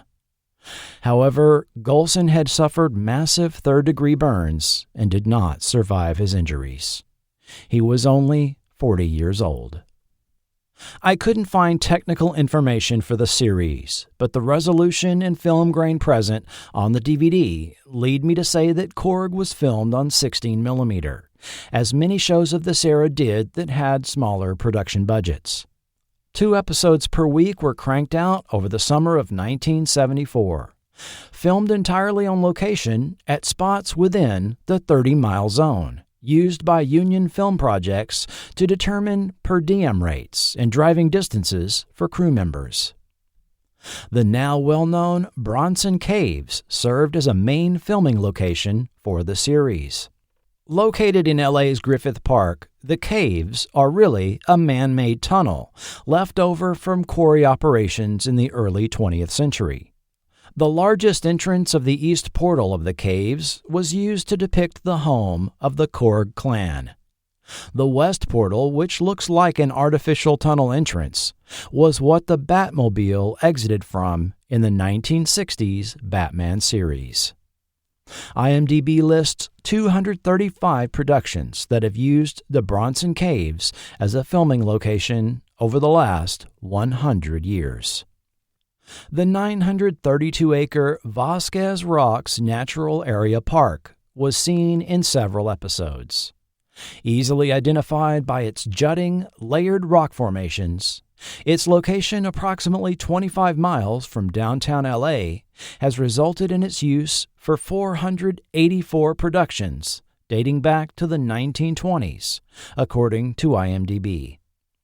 The park's famous use on Star Trek has been referenced in other productions such as 1991's Bill and Ted's Bogus Journey, 1998's Free Enterprise, 2001's Jay and Silent Bob Strike Back, the TV series Monk and The Big Bang Theory, and 2011's Paul. The Los Angeles County Arboretum was also used in some episodes, with its distinctive tall palm trees that line Baldwin Lake clearly visible.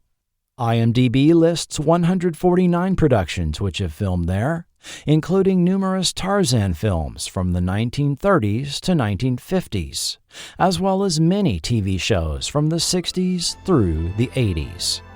You may recognize it used to represent Paradise Island on Wonder Woman, and the Arboretum's famous Queen Anne Cottage was Mr. Rourke's house on Fantasy Island. The primitive horn, drum, and string-heavy music theme for Korg is credited to Hoyt Curtin and Paul DeCourt. Curtin was the composer of much of Hanna-Barbera's cartoon library, including The Flintstones, The Jetsons, Super Friends, and more. DeCourt was music supervisor at Hanna-Barbera. The resemblance to Lalo Schifrin's theme for CBS's Planet of the Apes, also debuting that fall, is uncanny. Of course, both themes are callbacks to Jerry Goldsmith's original 1968 score for Planet of the Apes, especially the sequence titled The Hunt. It can also be argued that Planet of the Apes' pop culture influence was responsible for the mid-70s interest in prehistoric themes, culminating in Land of the Lost, Valley of the Dinosaurs, and Korg on Saturday morning, with the Apes TV series also in prime time. Like other TV shows of the era, an attempt was made to market Korg in the form of licensed merchandise. These included an Aladdin lunchbox with thermos, retail $4, a Milton Bradley board game, retail $2.50, a coloring book from Southfield Publishing, retail 29 cents, a Ben Cooper Halloween costume, sold at Kmart for $2.27, and a 9-issue comic book series by Charlton Comics, released from May 1975 to November 1976. Cover price, 25 cents. The comic started off accurate to the source material, but soon leaned into sci-fi fantasy, with the Korg clan encountering hidden civilizations, giants, dinosaurs, and mythical creatures such as the Yeti and Medusa. A storyline featuring Korg and Bach escaping from Atlantis was never resolved, as the title was canceled. The issues were edited by George Wildman and written and drawn by Pat Boyette. Boyette was born and raised in San Antonio, Texas, and began a broadcasting career early as a child actor on a local radio soap opera. As a teenager, he worked his way from office boy to news producer and later radio announcer at station WOAI. Following his military service in World War II, Boyette returned to San Antonio, where he returned to radio and also worked briefly as a newspaper comic strip artist, creating the strip Captain Flame for a local newspaper syndicate, and drawing the strip in his office in between news broadcasts.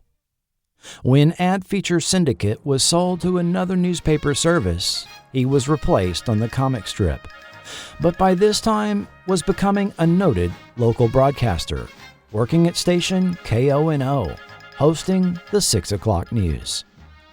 He then transitioned his news broadcast to local CBS affiliate station, Ken's TV, and soon realized the anonymity offered by radio was no more. The next day, I caught a bus into town. I kept noticing people were looking at me, and I thought, what in the world are these people looking at? Am I unzipped? What are they looking at? Then it dawned on me. They were looking at me because they had seen me on the box. And from then on, you became, strangely enough, a celebrity of sort. You couldn't go anywhere or do anything without being recognized or catered to. Soon, he was hosting both a weekday morning local talk show and the 10 p.m. news on Ken's TV. During these years, he also found time to make a few local films, writing and directing the 1962 exploitation films The Weird Ones and The Dungeon of Harrow, for which he also provided the artwork for the theatrical one-sheet. A side note, interiors for Dungeon of Harrow were shot at the warehouse of a local home builder who put up houses in the very neighborhood I live in. Paintings, props, set elements, and filming models used for the movie were made by local woodworker Toy Louie and are still sitting in the same building on Blanco Road used for filming, now serving as decor for Forever Pets, the pet store Louie's family opened there in 1986. Dungeon of Harrow was shown on Ken's TV in 1967, retitled Dungeons of Horror. It aired on Ken's TV's themed late-night horror movie showcase, Project Terror, itself the brainchild of Pat Boyette. Project Terror, where the scientific and the terrifying emerge. An unsuccessful attempt to work with cult filmmaker Roger Corman, in addition to the loss of his movie equipment, as well as the master print of The Weird Ones in a fire, led him to exit the movie business. Almost as a lark, a friend then convinced him to mail samples of his artwork to Charlton Comics. After an entire year of not hearing back from them, they brought him on where he first worked on the supernatural suspense title Shadows from Beyond in 1966. On his next issue, he and writer Joe Gill created the character The Peacemaker for a backup story in the title Fightin' Five. Billed as the man who loves peace so much he's willing to fight for it, the Peacemaker was given his own title for a brief run, but was later obtained by DC Comics in the 1980s. As a freelance artist, Boyette also worked on Black Hawk for DC Comics, Eerie and Creepy for Warren Publishing, and Weird Suspense for Atlas Comics. He did numerous additional titles for Charlton, including Hanna-Barbera properties such as Korg 70,000 BC. He later did storyboard work for TV animation on The Real Ghostbusters and Defenders of the Earth. Charlton later offered TV tie-ins for The $6 Million Man, The Bionic Woman, Emergency, and Space 1999. The multi-talented Pat Boyette left us in 2000, but his work lives on today as his 1966 creation, The Peacemaker, is enjoyed by new audiences as portrayed by John Cena on recent film The Suicide Squad and subsequent HBO Max series. The final licensed Korg item was a Viewmaster packet featuring 21 3D still images from 2 selected episodes, along with a 16-page color illustrated booklet, retailing for $1.75. Viewmaster, a brand dating back to the 1939 World's Fair, was first marketed to adults as an alternative to scenic postcards. Viewmaster reels contained dual stereophonic photos, taken with a special 2-lensed camera, creating a 3D effect when viewed through the binocular-style viewer that had a click lever to advance the images. These were a modernized version of stereoscopes, which had been a popular parlor pastime dating back to the late 19th century. Viewmaster was used by the U.S. government for military training during World War II, so GIs were quite familiar with the product, which really picked up in popularity in the post-war years. By the 1950s, you could visit the dime store and browse a countertop display, selling a wide variety of single reels that sold for 35 cents that could be flipped through card catalog style, as well as find the new 3-reel packets for the retail price of $1. Packet titles ranged from generic topics like A Day at the Circus or Mother Goose Rhymes, to pictorial reviews of specific U.S. states or regions, as well as international destinations. By the time the 1960s arrived, most major U.S. attractions, such as theme parks, zoos, and destination cities, had their own Viewmaster packet, sold in gift shops alongside postcards and souvenir pennants. Licensed titles tying into popular film and TV were also sold, and over 40 TV properties had Viewmaster releases during the 1970s. The Viewmaster release for Korg created a narrative combining episodes of The Picture Maker and The River, suggesting the possibility that the 2 episodes were filmed back-to-back, and the Viewmaster photographer was on location for portions of both episodes. Korg 70,000 BC was rerun by ABC on Sunday mornings throughout the summer of 1975. Even though there were only 16 episodes, it did go into syndicated reruns for the remainder of the 1970s, often being run on Saturday morning by independent stations. It enjoyed a run by cable network TNT in 1994. Then the show completely dropped off the map, with hardly a mention for over 15 years, except for a couple of obscure blog entries and the intro showing up on YouTube. Then, in late 2012, Warner Brothers released the series on DVD as part of their manufacture-on-demand service. However, the most well-remembered live-action properties from 1974's Saturday morning lineup was likely Shazam and Land of the Lost, both seeing revival efforts in recent years.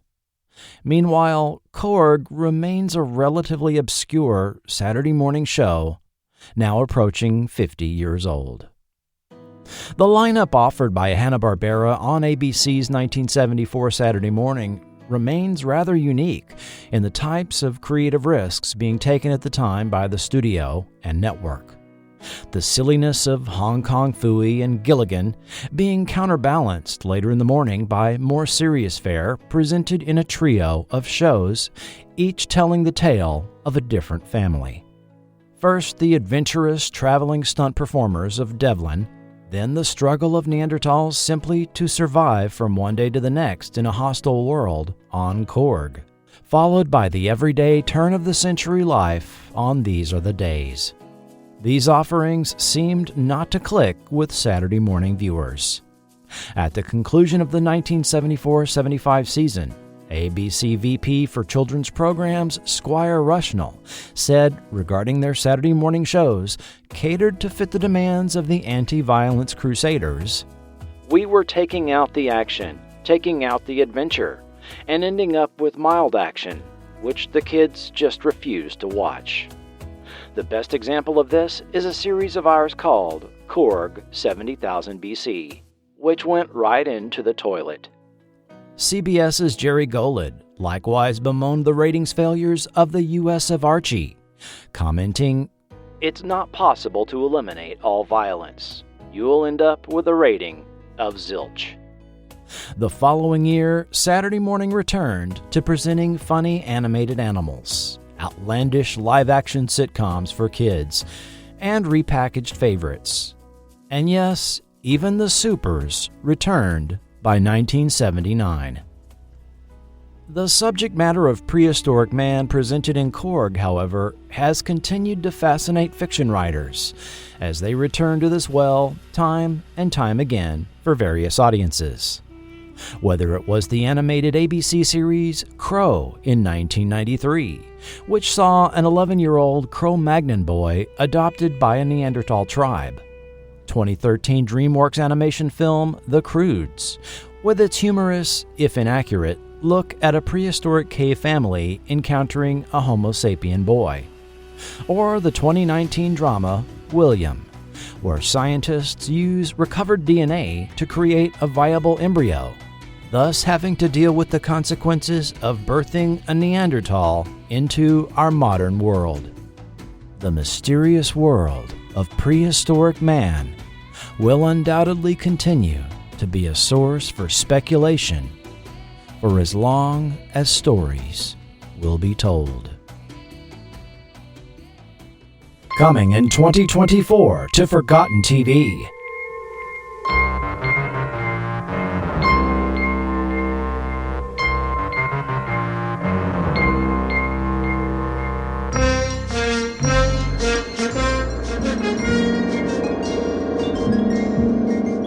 This is Earth. Earth 2. The last hurrah of a dying planet, or the Noah's Ark of an intergalactic age. Well, hello, Larry. Hello, Larry. You talk to people all day for a living. Hello, Larry. But all those easy answers you are giving, are you really?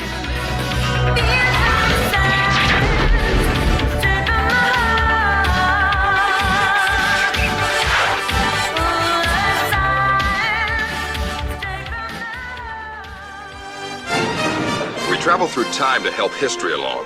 Give it a push where it's needed.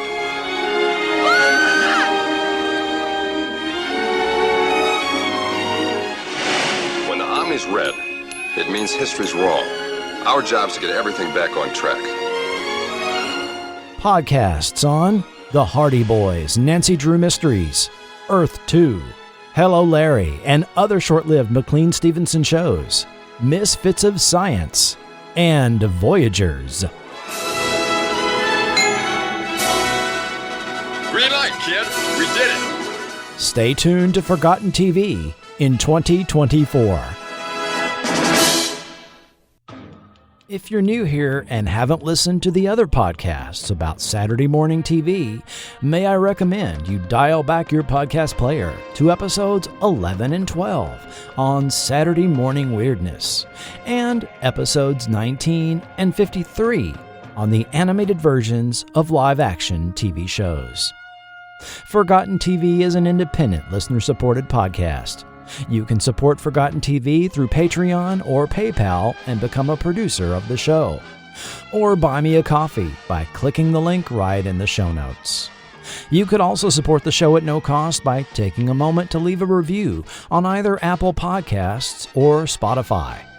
Forgotten TV is executive produced by Will Welton, Doc Pinko, Joshua Driscoll, K.L. Young, Kenny Siegel, and Tony Cook. With producers Julio Capa, Trevor Pearson, Mark Hadley, John Melcomb, and new producer Tim Yabo. And of course, thanks to all who support at the $1 and $2 levels. Forgotten TV is not affiliated with or authorized by Hanna-Barbera, Warner Brothers Television, ABC, or any production company or network involved in the making of any TV show or film mentioned in this podcast. Links to Amazon are affiliate, and as an Amazon associate, Forgotten TV earns royalties from qualifying purchases made. All characters and series mentioned are the property of their respective copyright holders, and no infringement is intended. Audio clips included are for the purposes of historical context, review, commentary, and criticism only, and are not intended to infringe. Additional audio may be used under license by Epidemic Sound. If you need music for your podcast or YouTube channel, check out Epidemic Sound, link in the show notes. Timeless Expanse by Dream State Logic is used under an attribution, non-commercial, share-alike 3.0 unported license. This podcast is copyright 2024 Forgotten TV Media. The views and opinions expressed by guests and quoted sources are their own and may not reflect the opinion of Forgotten TV Media, its patrons, or any future sponsors. This podcast is intended for entertainment purposes only. Information presented is based on a combination of first-hand personal accounts, period news media, books, and magazine articles, and high-quality online sources. While reasonable effort has been made to include only factual information, Forgotten TV Media cannot guarantee the accuracy of every detail included, and makes no representations or warranties for the content in this podcast, and cannot be held liable for errors or omissions.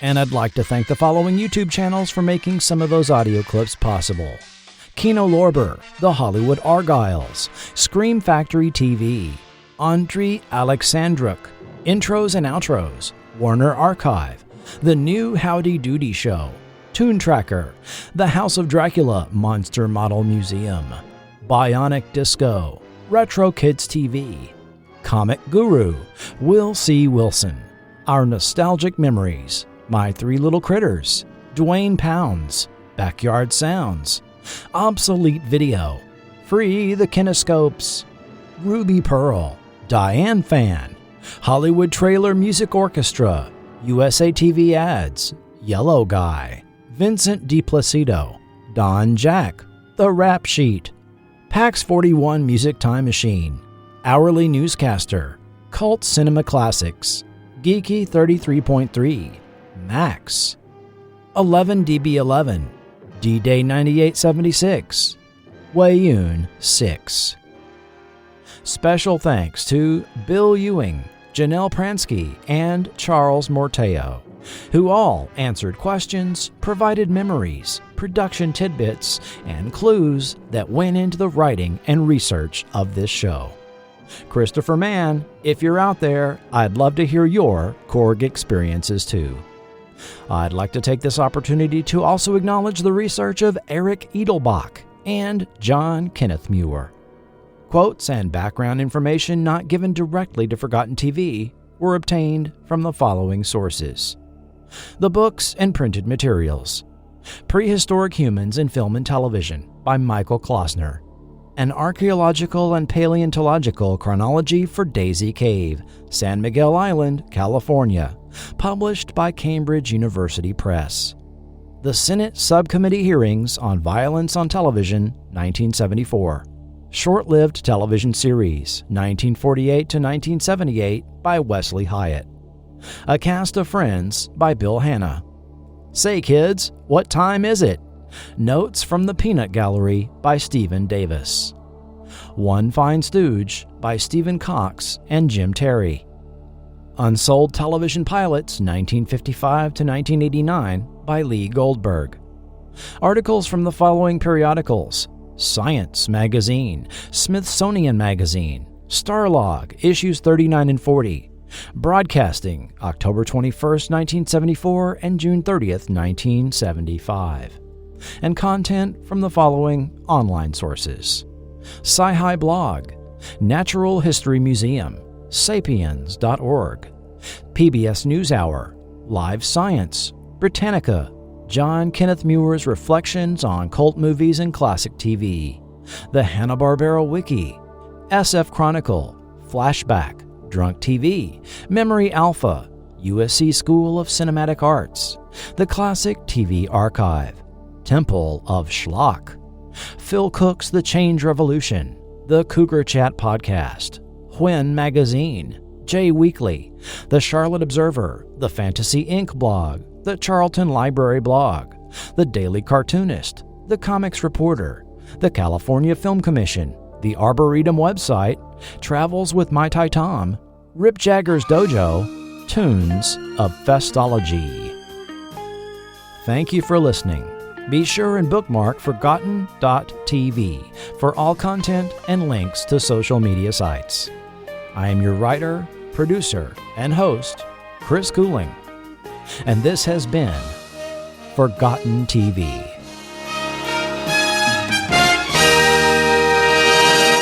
Look, a wagon wheel! What the hell is your problem? I just smoked a whole bunch of crack!